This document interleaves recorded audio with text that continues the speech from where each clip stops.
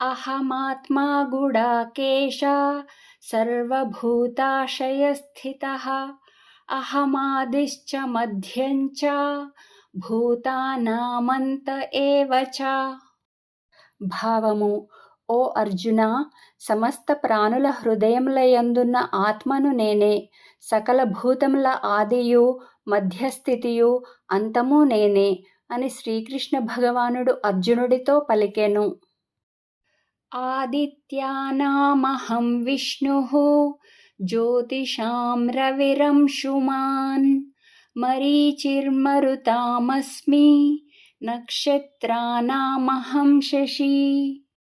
భావము: అదితి యొక్క ద్వాదశ పుత్రులైన ఆదిత్యులలో విష్ణువును నేను. జ్యోతిర్మయ స్వరూపులలో నేను సూర్యుడను. 49 మంది వాయుదేవతలలోని తేజమును నేను. నక్షత్రాధిపతి అయిన చంద్రుడను నేను అని శ్రీకృష్ణ భగవానుడు అర్జునుడితో పలికెను. వేదానాం సామవేదోస్మి దేవానామస్మి వాసవః ఇంద్రియాణం మనశ్చాస్మి భూతానామస్మి చేతన.